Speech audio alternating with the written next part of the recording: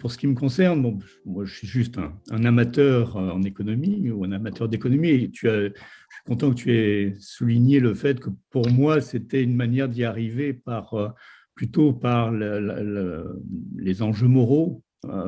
Et je me sens plutôt un héritier de la théorie des sentiments moraux de Smith que de sa richesse des nations. Mais du coup, bon, ça me permet d'avoir peut-être un regard oblique au moins sur l'économie.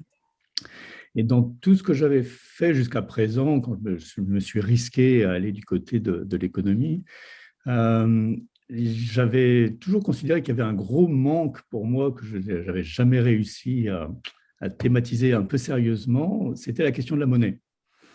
Et donc, vous m'avez obligé à le faire, et ça, je vous en sais infiniment gré.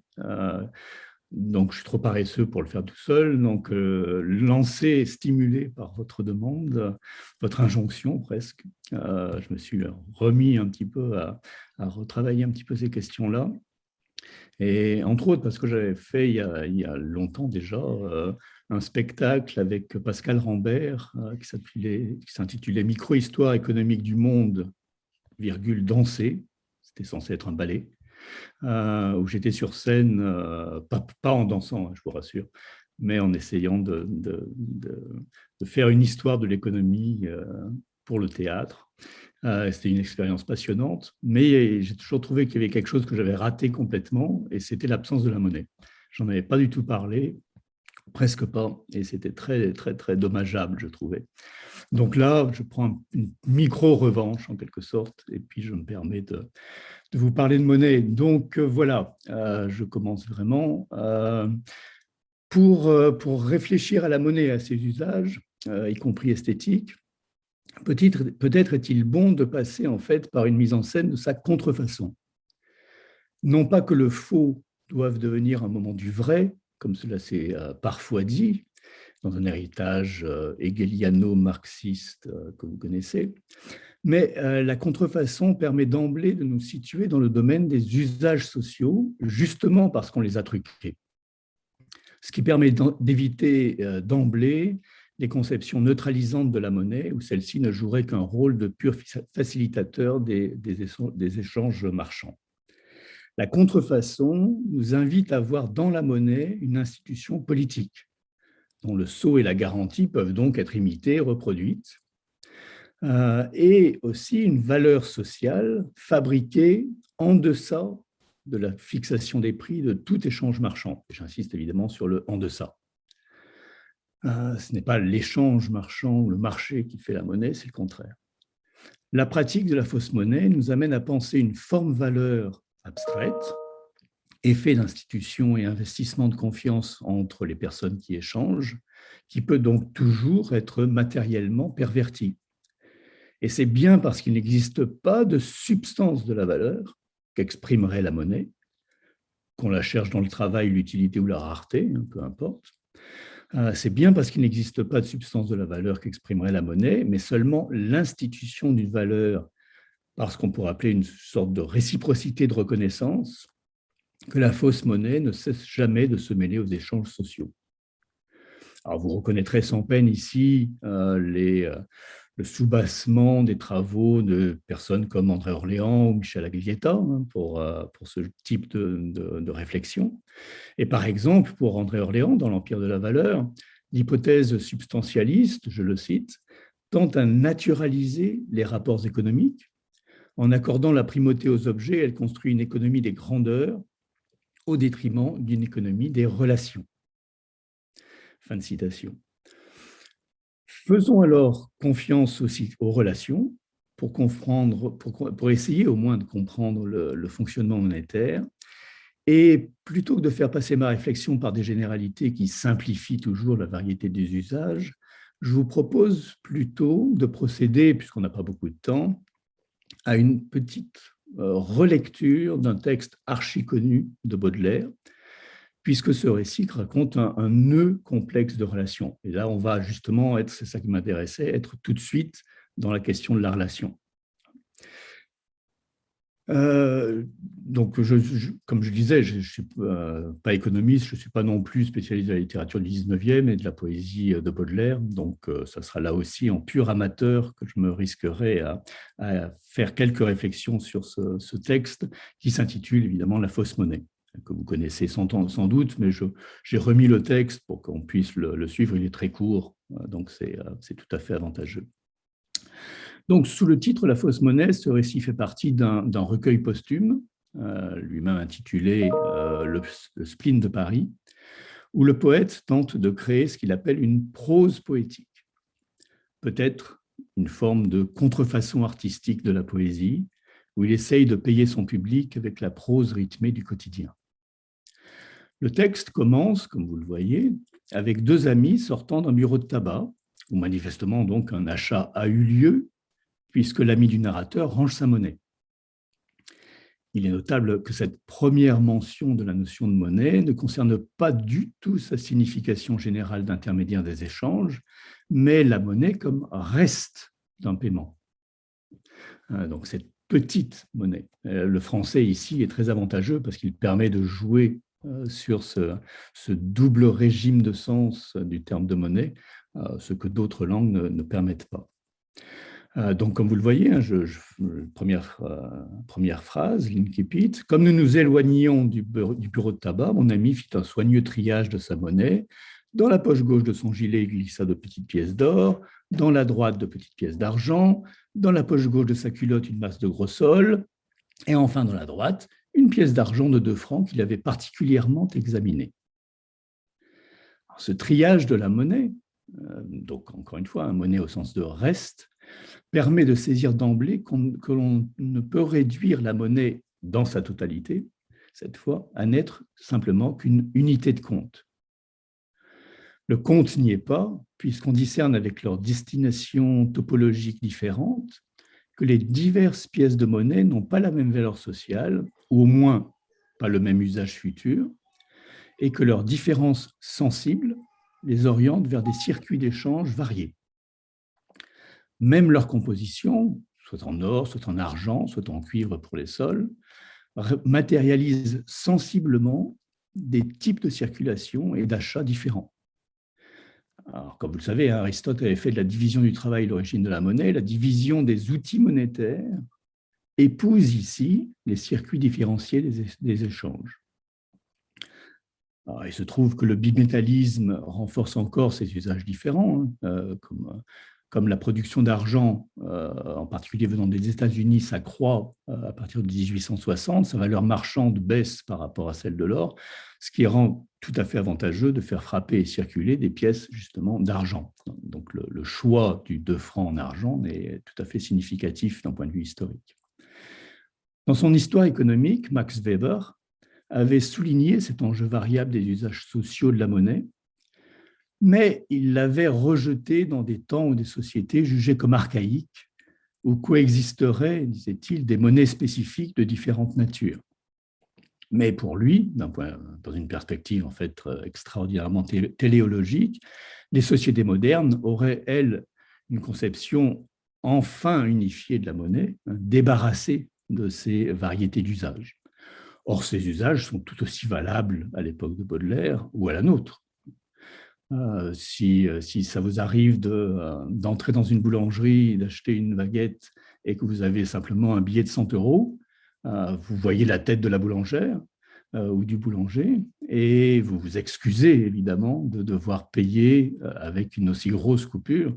Et si on s'excuse, c'est bien parce qu'on sent immédiatement combien il est tout à fait inapproprié de payer une baguette avec une si grosse coupure, même si évidemment légalement c'est tout à fait autorisé, mais l'usage ne le veut pas précisément parce que nous avons des façons différenciées d'utiliser l'argent dans ces variations sensibles et matérielles.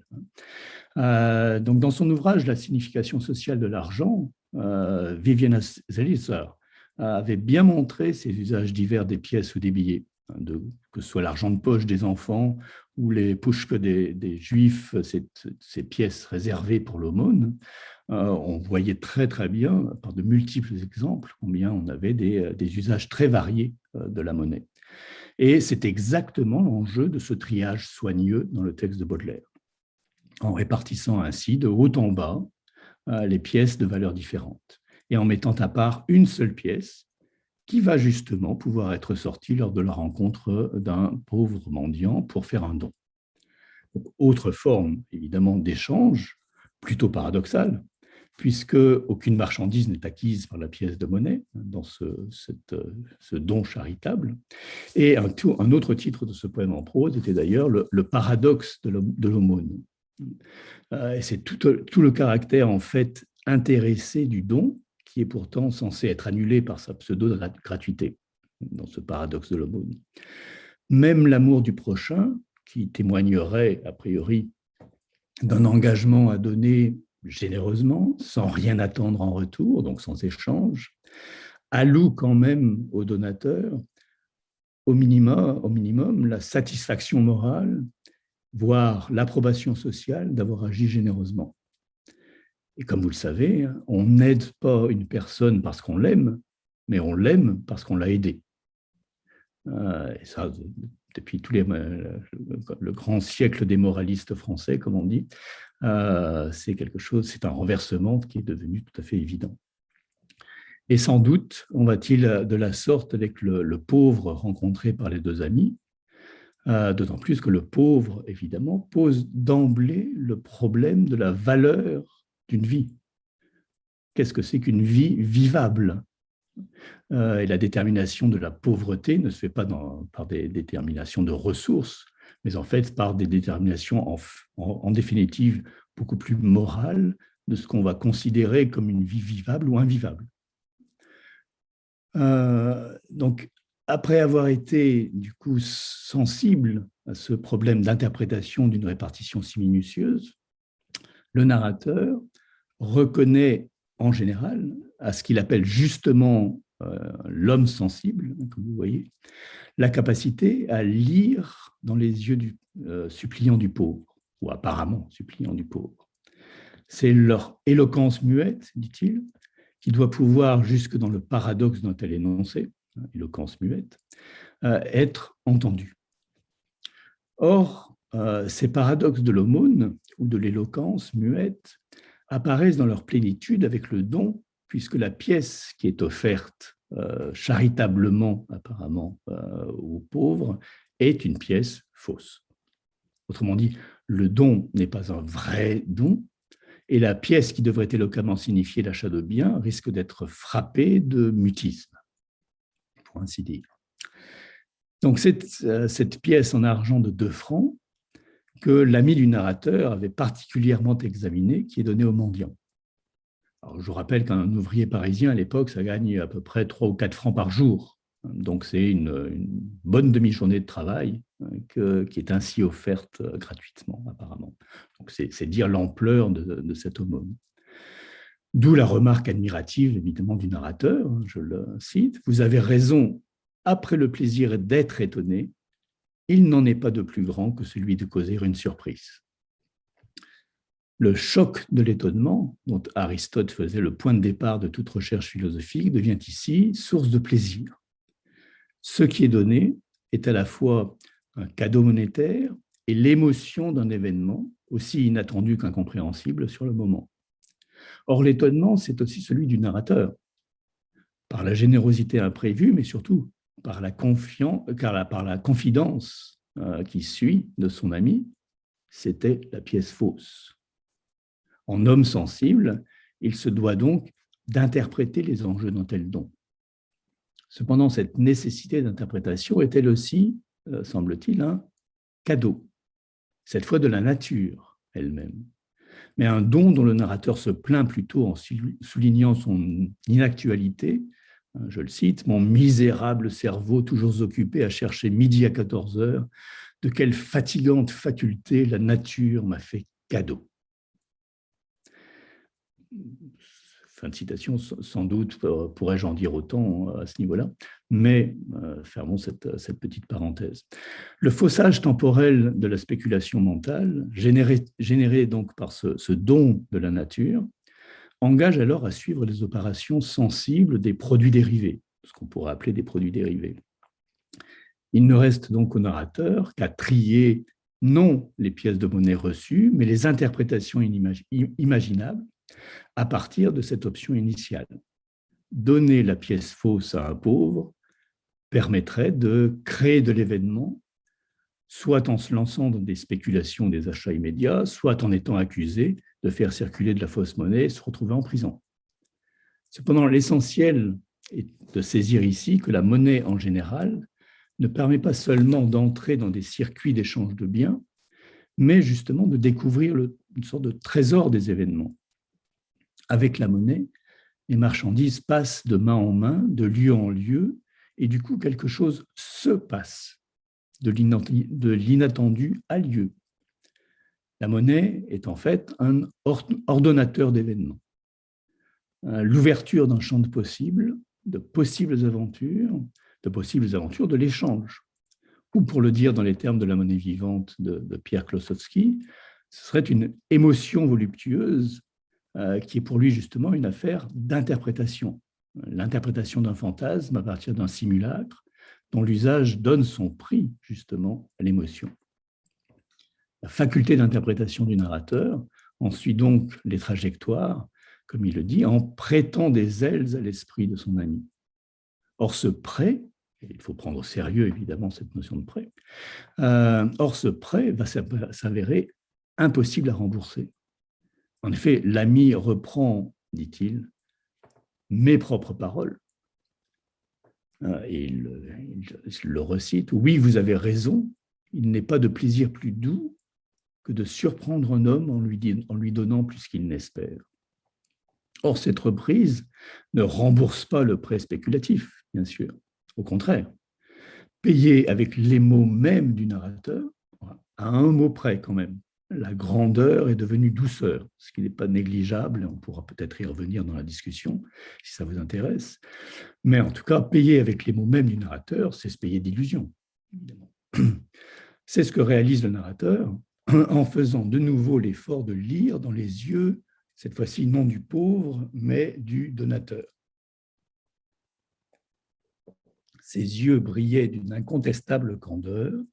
Je vis alors clairement qu'il avait voulu faire à la fois la charité et une bonne affaire, gagner 40 sols et le cœur de Dieu, emporter le paradis économiquement, enfin attraper gratis un brevet d'homme charitable. Alors, la candeur, ici, ne constitue donc pas du tout une valeur dans ce régime financier, car elle semble se prendre au piège de la fausse monnaie, au sens où elle ne fait que découvrir la réalité des effets de l'intérêt sous le don le plus authentique, comme la fausse monnaie, selon la loi de Gresham, bien connue, finit toujours par l'emporter sur la bonne. Sous la figure du zeugme, qui associe deux éléments hétérogènes, à l'instar de l'économie marchande qui viendrait empiéter sur les terres des échanges de dons et de contre-dons, la rhétorique fiduciaire relance le paradoxe initial de l'aumône en faisant de l'offrande généreuse une bonne affaire. Et on peut de nouveau faire le tri entre les formulations quasi synonymiques, comme s'il fallait faire bien circuler les mots afin d'attraper un brevet de bon interprète.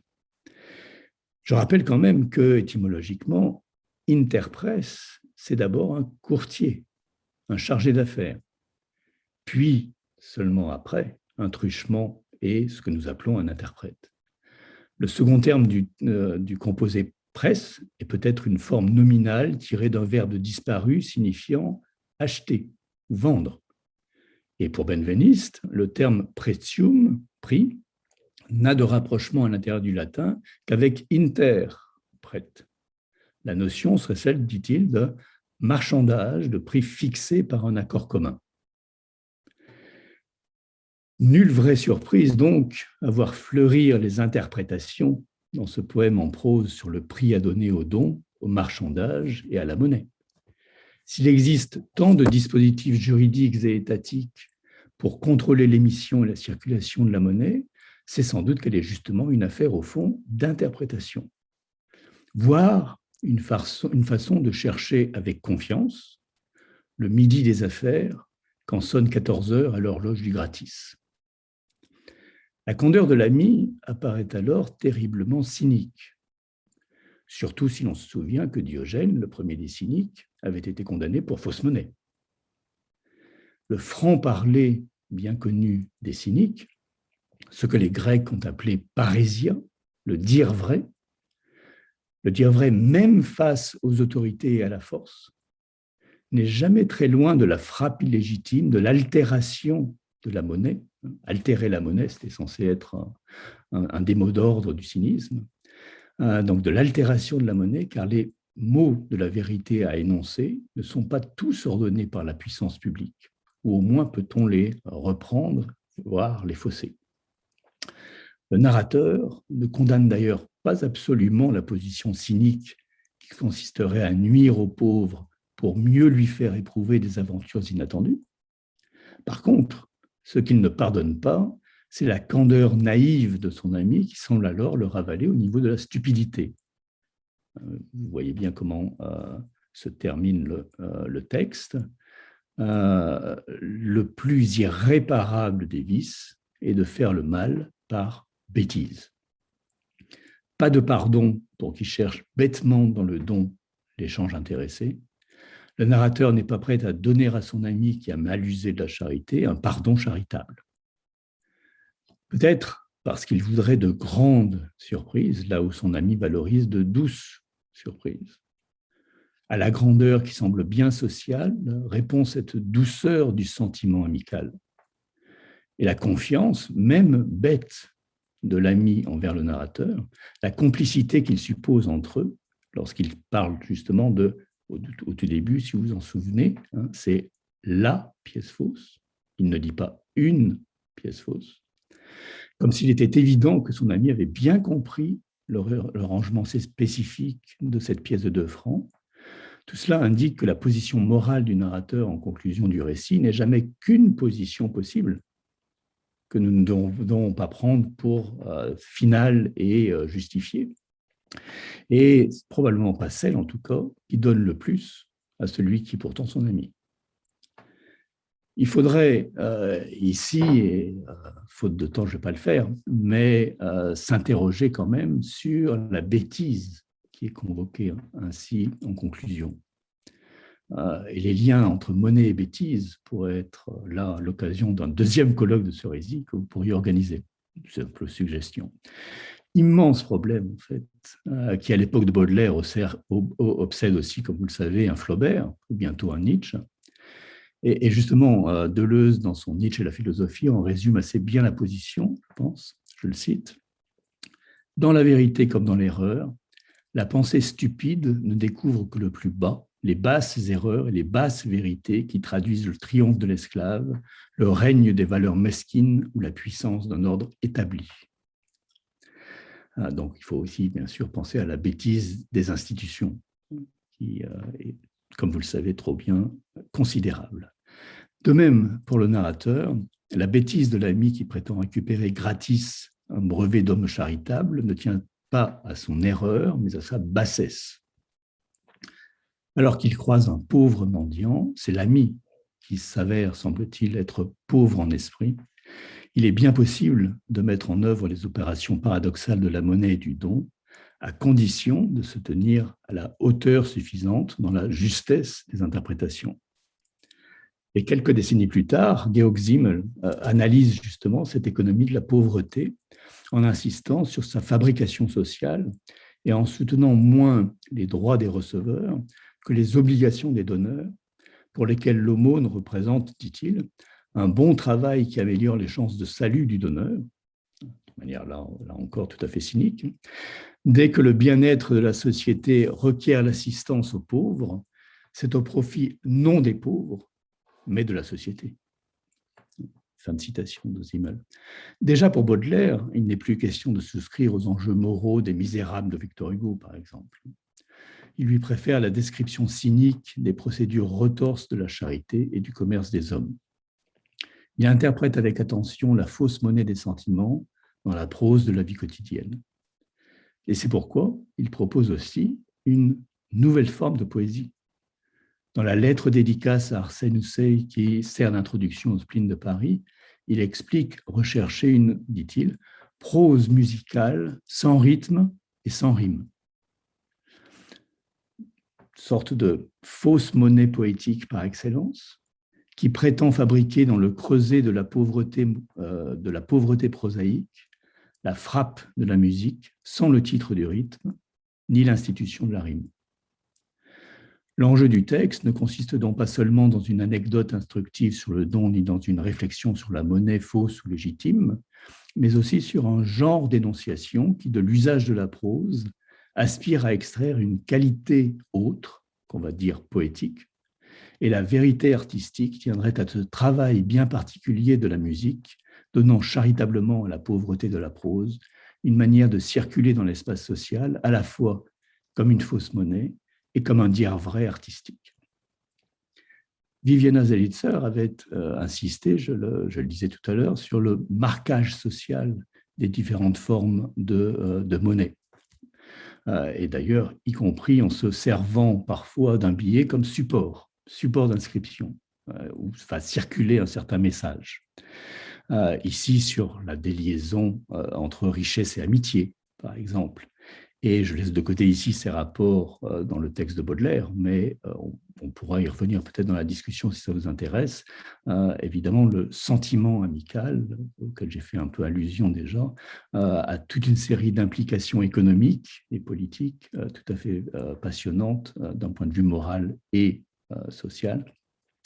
Mais je laisse ça de côté. Mais en tout cas, pour revenir à ce que disait Viviana Zelizer, ce marquage social, le terme anglais, c'est non pas simplement marking, mais ear marking, littéralement le marquage par l'oreille, rappelant le marquage en fait des moutons qui se faisaient par un poinçon dans l'oreille des bêtes.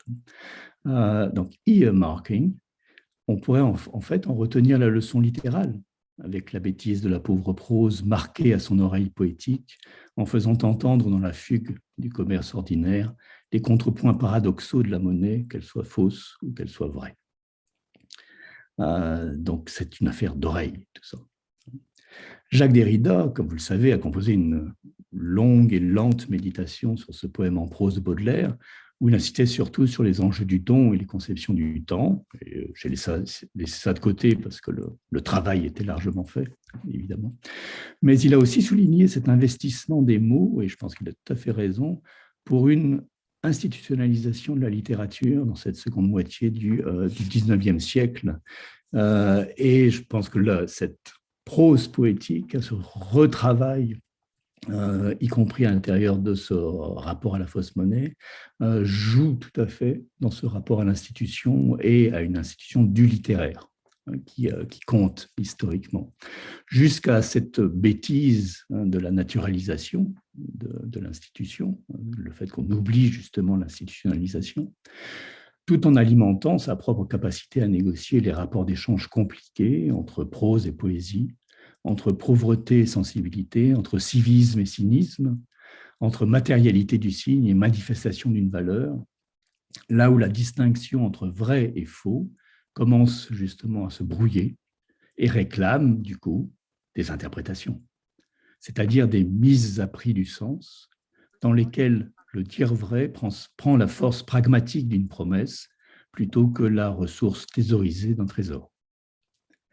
Et il est significatif, pour finir, que loin de s'intéresser au faux monnayeur, à l'instance donc de production du faux, ce qui occupe Baudelaire, c'est ce qui se passe dans sa circulation, ce qui me paraît extrêmement important.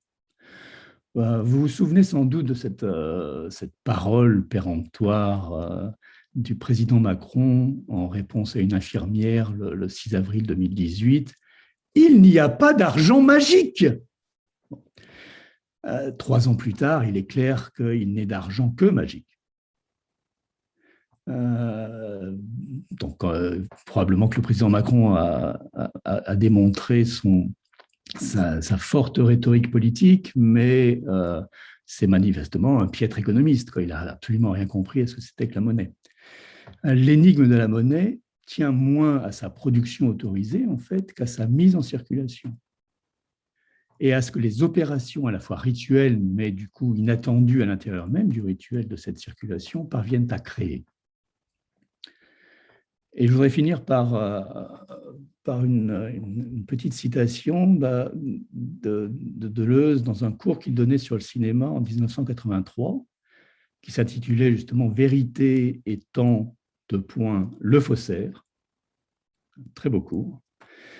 Gilles Deleuze essayait de développer une réflexion sur ce qu'il appelait la puissance du faux. Et dans la 5e séance, après 2 heures de cours, donc vous imaginez la fatigue générale, il en tirait une formule aussi éloquente que les yeux du pauvre. Il disait ceci: qu'est-ce que la puissance du faux peut nous faire faire si elle nous rend assez légers? Et il répondait: faire de la vérité quelque chose à créer. Créer de la vérité. C'est une idée très, très bizarre. Fin de citation.